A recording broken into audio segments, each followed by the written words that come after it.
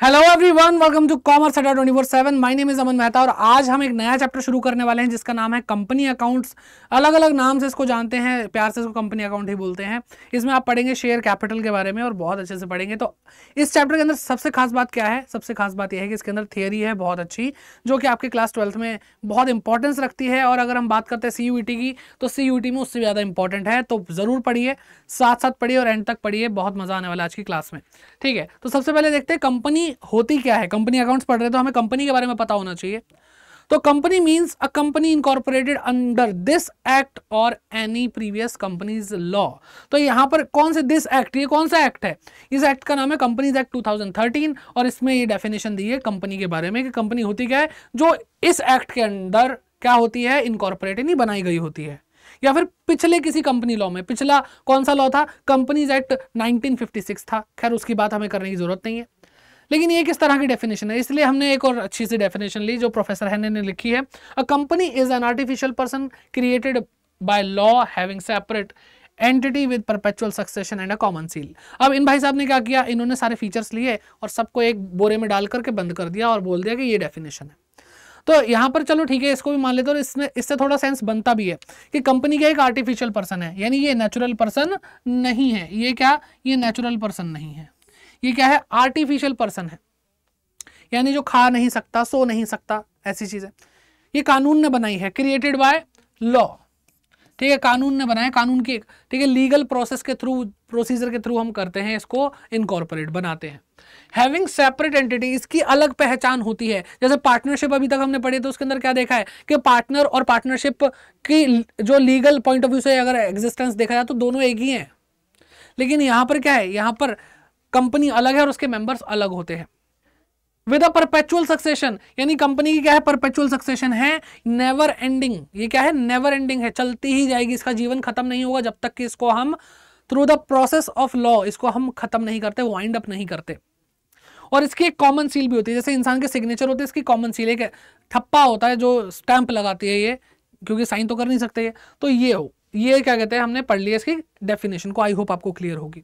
लेकिन जब हम फीचर इसको और अच्छे से पढ़ेंगे तो और अच्छे से समझ में आएगा। तो फीचर यहाँ पे आपको दिख रहे होंगे। फीचर्स ऑफ कंपनी, यहाँ पे इनकॉर्पोरेशन है, सेपरेट लीगल एंटिटी है, आर्टिफिशियल पर्सन है, परपेचुअल एग्जिस्टेंस या फिर सक्सेशन बोलो, लिमिटेड लायबिलिटी और transferability of share, management and ownership, common seal, ये सब कुछ पढ़ना। तो डिटेल में पढ़ लेते हैं, ऐसे नाम लेकर के क्या फायदा।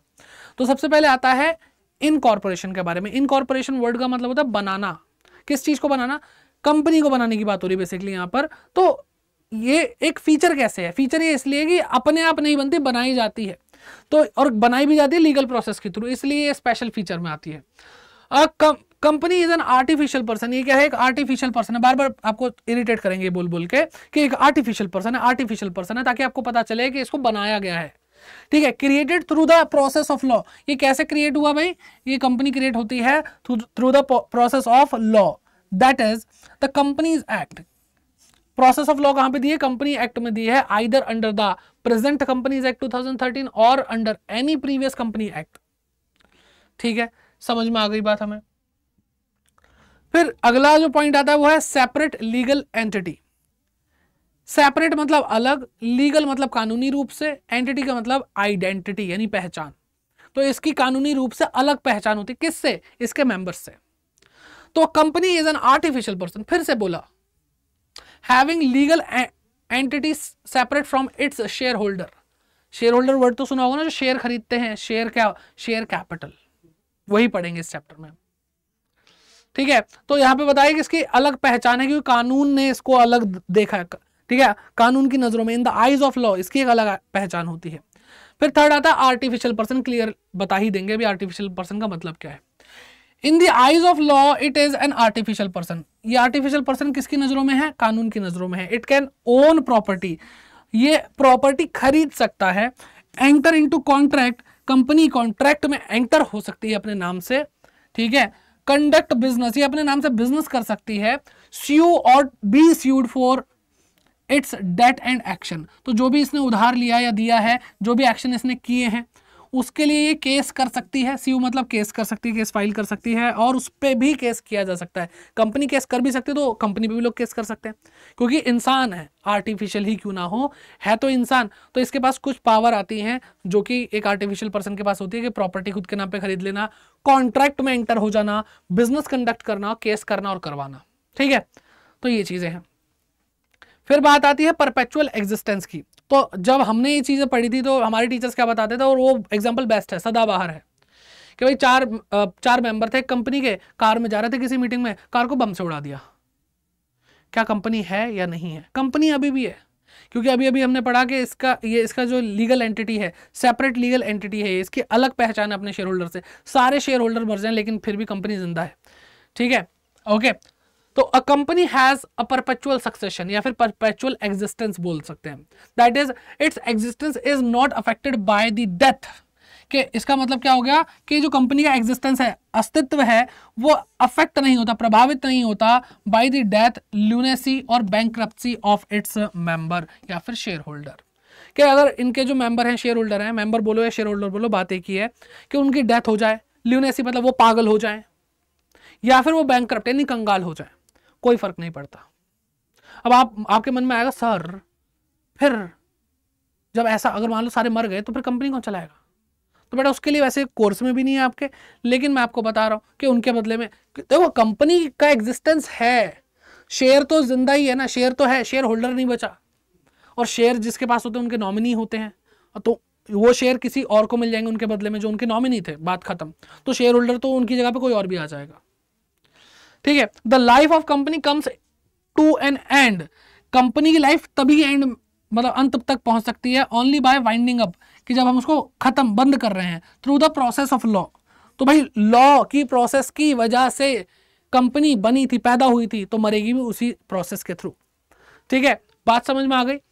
फिर बात करते हैं आगे, नेक्स्ट पॉइंट आता है लिमिटेड लायबिलिटी। लिमिटेड लायबिलिटी में क्या है? liability of its members is limited to the value of shares subscribed by them or amount guaranteed to be paid at the time of winding up in the case of company limited by the guarantee. However, in case of companies incorporated with unlimited liability, liability of member is unlimited. Sir हमें कुछ भी समझ में नहीं आया भाई, language ऐसी लिखते हैं। देखो जो भी लॉ की लैंग्वेज पढ़ाई जाती है ना वो थोड़ी डिफिकल्ट होती है अगर हम उसको नॉर्मल इंग्लिश से कंपेयर करें तो। चलो मैं आपको बात बताता हूं, यहां पे 3 बातें छुपी हैं। पहली बात तो इन्होंने बोली कि भाई देखो जो कंपनी की लायबिलिटी होती है वो लिमिटेड होती है, नॉर्मली यही होता है, क्योंकि हमने सोल प्रोप्राइटरशिप पढ़ा है जब अकेला इंसान बिजनेस करता है, हमने पढ़ा पार्टनरशिप जब 2 या 2 से ज़्यादा लोग मिलकर के बिजनेस करते हैं, इनकी लायबिलिटी होती है अनलिमिटेड। यानी अगर फर्म का डेट है और फर्म का डेट मतलब हम चुका नहीं पा रहे हैं, असेट बेचकर भी इतना पैसा नहीं मिला कि हम उसके उधार चुका दें, तो जो सोल प्रोप्राइटर है, जो पार्टनर है, उनके घर तक की यानी प्राइवेट प्रॉपर्टीज भी बेच करके हम उस फर्म के डेट को खत्म करते हैं, यानी अनलिमिटेड लायबिलिटी है।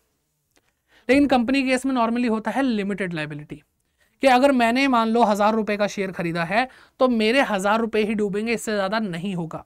ठीक है, इससे ज्यादा कुछ भी नहीं होगा। आई होप यहां तक क्लियर है। फिर दूसरा बताया गारंटी, कि अगर कोई गारंटी के amount guarantee to be paid, कि अगर कोई मेंबर कोई शेयर होल्डर गारंटी ले लेता है कि भाई मैं इतना अमाउंट दूंगा, तो जो गारंटी ली उतने अमाउंट तक लायबिलिटी सीमित रहेगी। मैंने 1000 रुपए का शेयर लिया लेकिन मैं कहता हूं कि हाँ मैं 10,000 रुपए तक की गारंटी लेता हूं कि फर्म को अगर वाइंड अप करना पड़ा, उसके डेट को चुकाना पड़ा, तो मैं 10,000 तक लायबल हूं, तो भी लिमिटेड तो है, भले ही एक बड़े अमाउंट तक।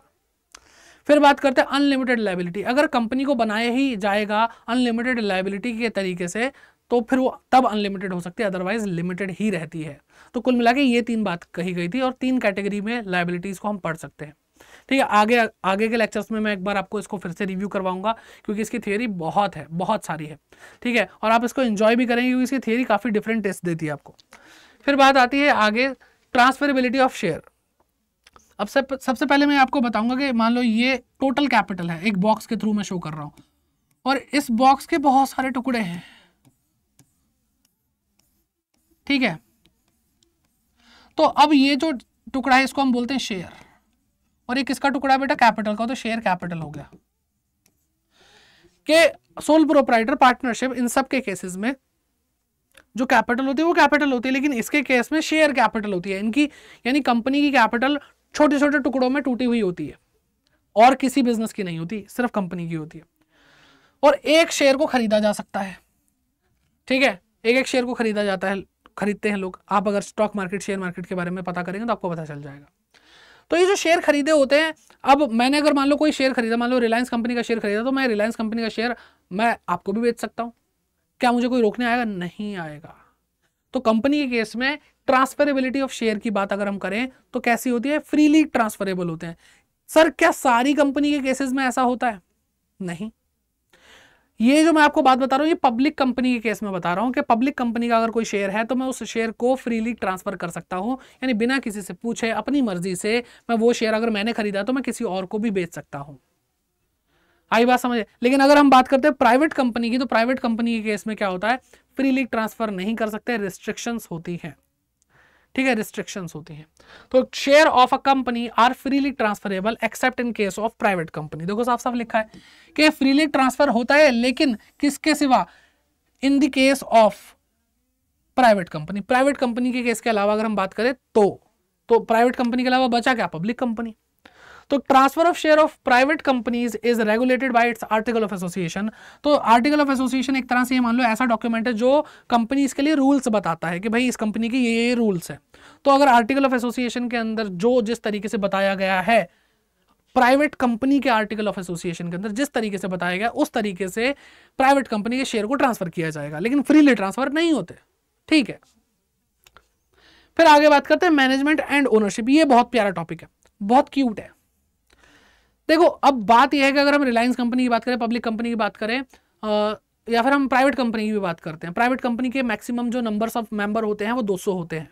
इससे ज़्यादा एक प्राइवेट कंपनी के शेयर होल्डर्स नहीं हो सकते। और अगर हम पब्लिक कंपनी के बारे में बात करते हैं तो पब्लिक कंपनी के केस में मैक्सिमम नंबर ऑफ मेंबर्स की कोई भी लिमिट नहीं होती, कितने भी हो सकते हैं।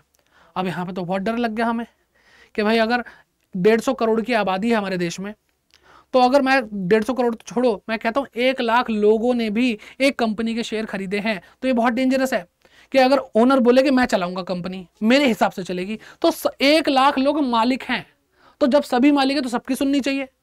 तो ऐसे तो बहुत ज़्यादा कन्फ्यूजन हो जाएगी और फिर बिजनेस तो नहीं होने वाला कंपनी का। तो अब हुआ क्या कि कंपनी के अंदर एक फीचर है खासतौर पर कि ओनरशिप और मैनेजमेंट को अलग कर दिया कि भाई मैनेज कोई और लोग करेंगे, ओनर मैनेज नहीं करेगा बिजनेस को, नहीं तो फिर तो एक दूसरे का सर फोड़ देंगे ये लोग, ठीक है। तो ये पॉइंट आ गया। तो ओनरशिप और मैनेजमेंट अलग कर दिया गया और कुछ लोगों को इलेक्ट किया जाता है, चुना जाता है और उनको मैनेजमेंट में डाला जाता है, जिसको हम बोर्ड ऑफ डायरेक्टर नॉर्मली बोलते हैं, ठीक है, बोर्ड ऑफ डायरेक्टर। तो अब वो मैनेज करेंगे, लेकिन वो पूछ पूछ के करेंगे। और पूछ पूछ के कैसे करेंगे? एनुअल जर्नल मीटिंग होती है, हर साल सारे शेयर होल्डर को मीटिंग में बुलाया जाता है और उनसे वोट करवाया जाता है। जो भी होता है वो पूछते हैं कि भाई इस साल इतना प्रॉफिट हुआ, इस प्रॉफिट में से इतना प्रॉफिट हम बांटना चाहते हैं, बांट दें। तो एट द एंड ओनर्स के हाथ में पावर आ ही जाती है और जो लास्ट ऑप्शन होता है वो बेसिकली ओनर से ही पूछकर काम किए जाते हैं। उसी मीटिंग के अंदर सारे बजट्स वगैरह सारी बातें क्लियर होती है कि आगे का हमारा ये प्लान है, ऐसे ऐसे हम करेंगे, ये करेंगे। जिसको भी जो ऑब्जेक्शन होता है वोटिंग के बेसिस पे सारी चीजें कर ली जाती है। तो इसलिए मैनेजमेंट और ओनरशिप अलग हो गई। A company is not managed by all the members, सारे मेंबर मैनेज नहीं कर सकते जैसा मैंने आपको बताया, but by there chosen representative called director, ठीक है। तो ये जो मेंबर होते हैं ये चूज करते हैं रिप्रेजेंटेटिव अपने बिहाफ पर, जिनको हम डायरेक्टर बोलते हैं। Thus management and ownership are separate.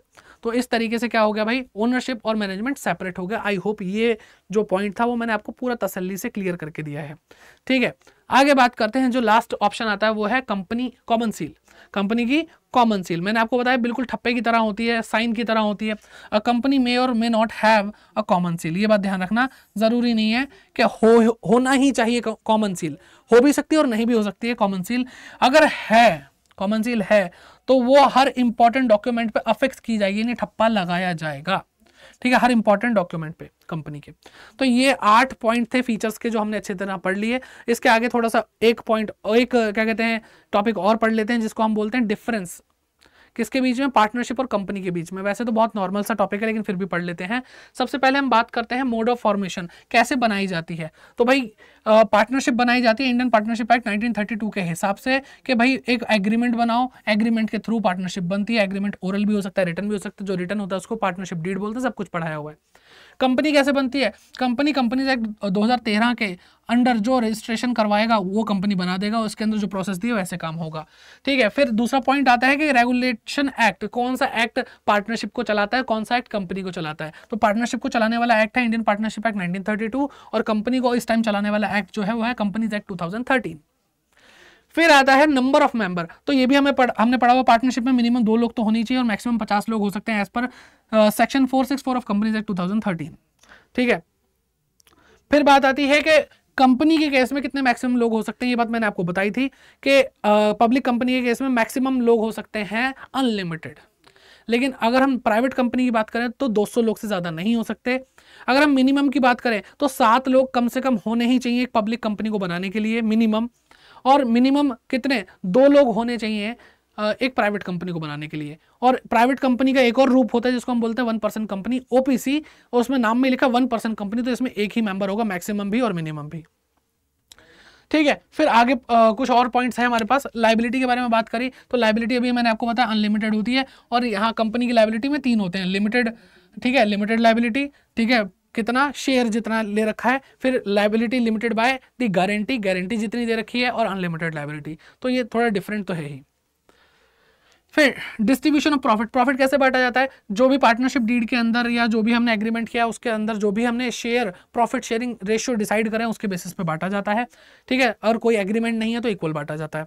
फिर बात करते हैं इनकी, तो यहाँ पे आर्टिकल ऑफ एसोसिएशन के अंदर जो भी बातें दी गई हैं और डायरेक्टर जिस तरह से डिसाइड करते हैं, ठीक है, डिविडेंड बांट लेंगे, ठीक है। और ये जो डिविडेंड बांटेंगे, जैसा मैंने आपको एग्जांपल भी दिया कि भाई एनुअल जर्नल मीटिंग होती है तो सारे मेंबर्स को बुलाया जाता है और शेयर होल्डर से पूछा जाता है कि भाई इतना प्रॉफिट हुआ, इतना हम रखना चाहते हैं, इतना बांटना चाहते हैं, बांट दें। तो आर्टिकल ऑफ एसोसिएशन के अंदर क्या तरीका दे रखा वो, प्लस जो शेयर होल्डर अप्रूव कर रहे हैं वो, ये इस तरीके से ये प्रॉफिट बांटेंगे। और जो ये प्रॉफिट बांटते हैं उनको प्रॉफिट नहीं डिविडेंड बोलते हैं। क्या बोलते हैं भाई, डिविडेंड बोलते हैं। फिर बात करते हैं ऑडिट, ऑडिट का यहाँ पे क्या मतलब है, ऑडिट का मतलब है अकाउंट्स की चेकिंग करना। अब देखो सिंपल सी चीज़ है, पार्टनरशिप एक छोटा फॉर्म ऑफ बिजनेस है अगर हम उसको कंपनी से कंपेयर करते हैं, और जब छोटा फॉर्म ऑफ बिजनेस है तो कम लोग उससे इम्पैक्ट मतलब पड़ता है। लेकिन अगर हम कंपनी की बात करें तो कंपनी के केस में बहुत सारे लोग, बहुत बड़ी मतलब मास पब्लिक क्या होती है, अफेक्ट हो जाती है। तो जितना ज़्यादा पब्लिक के जनहित की बात करें या पब्लिक इंटरेस्ट की बात करें, अगर कंपनी नुकसान बहुत ज़्यादा पहुंचा सकती है तो ऐसे केस में कानून जो होगा वो बहुत स्ट्रिक्ट होगा और गवर्नमेंट ज़्यादा नज़र रखेगी कंपनी पे। तो यहाँ पे क्या होता है कि ऑडिट की अगर हम बात करें तो इसलिए अकाउंट्स जो होते हैं पार्टनरशिप के, उसकी जो ऑडिट है वो कंपलसरी नहीं है, मैंडेटरी नहीं है, लेकिन audit of books of account is mandatory in case of company, ठीक है। रीजन के साथ मैंने आपको बताया। फिर बात करते हैं मैनेजमेंट की, जो कि मैं आपको पहले ही बता चुका हूं कि अगर पार्टनरशिप की बात करें तो मैनेजमेंट क्या होता है भाई, हर पार्टनर को अपने बिजनेस को मैनेज करने का हक होता है। अगर आपने राइट्स ऑफ पार्टनर मेरे साथ पढ़े हुए हैं, ठीक है, नहीं पढ़े तो भाई चेक कर लेना, इस चैनल पर सब कुछ है आपके लिए, ठीक। तो यहाँ पे पार्टनर जो ओनर है वही मैनेज कर रहे हैं, लेकिन यहाँ पर कंपनी के केस में मैनेजमेंट अलग है और ओनरशिप अलग है, अभी जैसा हमने पढ़ा था। तो जो मैनेजमेंट है वो इलेक्टेड पर्सन है, रिप्रेजेंटेटिव है जो शेयर होल्डर्स ने चुने हैं, और यही इनको डायरेक्टर बोलते हैं, और ये मैनेज करते हैं और ओनर से अप्रूवल लेते रहते हैं, बस। फिर आगे बढ़ते हैं और आगे आता है ट्रांसफर ऑफ शेयर। तो यहाँ पर आपने पार्टनरशिप के केस में पढ़ा है कि कोई भी नया पार्टनर आता है तो हम उसको क्या कहते हैं, रोक सकते हैं, डिसअलाउ कर सकते हैं। तो same with the transfer of share के, कोई अगर पार्टनर छोड़ के जाना चाहे, किसी और को अपना शेयर दे दे, तो कोई और आएगा तो हम उसको रोक तो सकते ही है ना, ये हो गया। फिर कंपनी के केस में हम बात करते हैं, प्राइवेट कंपनी के अलावा बाकी नॉर्मली जो पब्लिक कंपनी होती है उनमें हम ट्रांसफर ऑफ शेयर फ्रीली कर सकते हैं, ठीक है। बिजनेस के बारे में बात करते हैं तो पार्टनरशिप बिजनेस कौन सा कर सकती है, कोई भी बिजनेस कर सकती है, ठीक है, जो पार्टनर एग्री करें, जो पार्टनर आपस में एग्री करेंगे, भाई छोले भटूरे बेचने छोले भटूरे बेचते हैं, कपड़े बेचने कपड़े बनाकर बेचते हैं, ठीक है, प्लास्टिक के डब्बे बेचने प्लास्टिक के डब्बे बेचते हैं। लेकिन कंपनी के केस में ऐसा नहीं होता। जब कंपनी को इनकॉर्पोरेट किया जाता है, बनाया जाता है, तो उस केस के अंदर क्या होता है, उस केस के अंदर वहां पर हम एक बनाते हैं डॉक्यूमेंट जिसका नाम होता है MOA, क्या बोलते हैं इसको, मेमोरेंडम ऑफ एसोसिएशन। इसके अंदर क्लॉजेज होते हैं और इन क्लॉजेस में एक क्लॉज ऐसा होता है जिसका नाम होता है ऑब्जेक्ट क्लॉज, और ऑब्जेक्ट क्लॉज में उसके उस कंपनी को बनाने के पीछे जो मकसद होता है, लक्ष्य होता है, वो लिखा जाता है। दैट मीन्स ऑब्जेक्टिव लिखा जाता है, इसलिए इसको हम ऑब्जेक्ट क्लॉज बोलते हैं। तो जो ऑब्जेक्ट क्लॉज में काम लिख दिया कि ये कंपनी इसलिए बनाई जा रही है कि ये मान लो बेवरेजेस का काम करें, कोका कोला जैसी कंपनी बन जाए, ठीक है, फूड प्रोडक्ट के बारे में लिखा हुआ है तो वो फूड प्रोडक्ट बनाएगी, तो वो उसके अलावा कोई और काम नहीं कर सकती, जो ऑब्जेक्ट क्लॉज में लिखा वही कर सकती है। ठीक है, फिर बात करते हैं वाइंडिंग अप की। तो वाइंडिंग अप सिंपल सी बात है, यहाँ पे आपने डिसोल्यूशन का चैप्टर अभी जस्ट पढ़ा ही है मेरे साथ, नहीं पढ़ा तो भाई आई बटन में जाकर देख लेना, आपको लिंक मिल जाएंगे इस वीडियो के, मतलब वीडियोस के। ओके, नहीं मिलेंगे तो भाई चैनल पे चेक कर लेना एक बार। तो ये वाइंड अप कैसे हो सकती है भाई, एग्रीमेंट के थ्रू हो सकते हैं, कोर्ट भी ऑर्डर दे सकता है, कोर्ट के ऑर्डर से भी हो सकता है। ये सारी चीजें हमने पढ़ी, इंसॉल्वेंसी हो जाए किसी पार्टनर की तो भी हो जाता है, बहुत सारे केसेस हैं। ठीक है, 5 मोड ऑफ डिसोल्यूशन है पार्टनरशिप के। फिर कंपनी के केस में अगर हम बात करें कंपनी को कैसे वाइंड अप करते हैं, अभी हमने पढ़ा था फीचर के साथ साथ कि कंपनी लॉ के द्वारा बनाई गई है, तो एंड भी लॉ के प्रोसेस के थ्रू ही होगी, जो कंपनीज एक्ट 2013 में लिखा हुआ है। ठीक है, तो यहाँ पे लिखा है process prescribed in companies act 2013, उसके हिसाब से कंपनी को वाइंड अप यानी बंद किया जाएगा।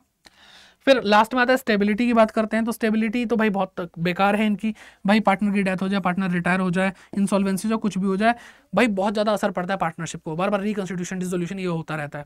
लेकिन अगर हम कंपनी की बात करें तो कंपनी के लिए हमने क्या सीखा है कि परपेचुअल सक्सेशन है। क्या है भाई, परपेचुअल सक्सेशन है। ठीक है, इसको मेंबर के साथ कुछ भी होता रहे, इस पर इंपैक्ट नहीं पड़ेगा। तो भाई शेयर होल्डर की डेथ हो जाए, इंसॉल्वेंट हो जाए, कुछ भी हो, शेयर ट्रांसफर कर दे, लेकिन कंपनी कंटिन्यू रहती है, सिंपल सी बात है। तो आई होप आप लोगों को समझ में आ गया होगा जो भी अभी हमने पढ़ा, और ये सेशन आपने अगर एंजॉय किया तो आपको भाई, आपका तो भाई एक, ठीक है, आपका दायित्व बनता है, आपकी ड्यूटी बनती है, आपका कर्तव्य बनता है कि आप इस सेशन को लाइक करेंगे और शेयर ज़रूर करेंगे, और कमेंट करके इस वीडियो का फीडबैक ज़रूर दीजिए कि आपको ये लेक्चर कैसा लगा। मैं पर्सनली आकर के देखूंगा कि आप लोगों को मज़ा आया या नहीं आया, और कोई भी शिकायत है, कोई भी प्रॉब्लम है तो भाई बता दो, हम उस चीज़ के लिए आपको मतलब अच्छे से पढ़ाएंगे। जो भी प्रॉब्लम होगी आपको कि सर हमें प्रैक्टिस सेशन करा दो, हम वो करा देंगे, सब कुछ करा देंगे। तो भाई धीरे धीरे बस चीज़ें बिल्डअप होती जा रही हैं, सारे कंसेप्ट हम कराते जा रहे हैं। पार्टनरशिप पूरी पढ़ा चुका हूँ मैं, अब यहाँ पे हम कंपनी अकाउंट शुरू कर चुके हैं, सेकंड बुक है आपकी, तो इन्जॉय करिए, और नया है तो सब्सक्राइब जरूर कीजिए। और अगर आपको डिटेल में और अच्छे से पढ़ना है हमारे साथ जुड़ करके पूरे साल भर, तो आप हमारे साथ क्या कर सकते हैं, आप आ सकते हैं हमारे पास। ठीक है, अड्डा 24/7 ऐप डाउनलोड कर लीजिए, या फिर आप गूगल पर सर्च करिए अड्डा 24/7, आपको यहाँ पे जो वेबसाइट दिखेगी ऑफिशियल वेबसाइट है सबसे पहले इस तरह की, और आप यहाँ पे क्या करेंगे, ऑल कोर्सेज पे क्लिक करना। ठीक है, ऑल कोर्सेज पे क्लिक करेंगे, आपको स्कूल के 12 दिखाई देगा राइट हैंड पे, फिर आपको यहाँ पे क्लास 12 दिखाई दे रही है, यहाँ पे CBSE बोर्ड क्लास 12 दिखाई दे रहा है, यहाँ पे क्लिक करेंगे, आपको यहाँ पे साइंस कॉमर्स आर्ट सबके बैचेस दिख जाएंगे। आपको यहाँ पे कॉमर्स का स्पार्क बैच दिख रहा होगा, इस पे क्लिक करेंगे तो देखो यहाँ पे अमाउंट पहले से ही कम होता जा रहा है, और अभी तो सेल चलने वाली है भाई 15 अगस्त की।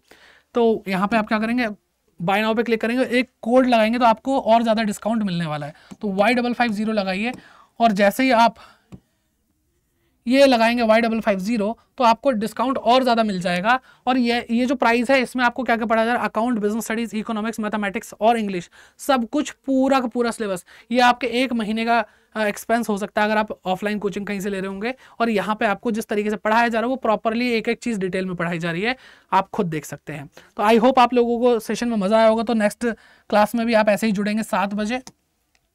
ठीक है, और बस फिर मिलते हैं आपसे नेक्स्ट वीडियो में, तब तक के लिए bye bye, take care and keep growing.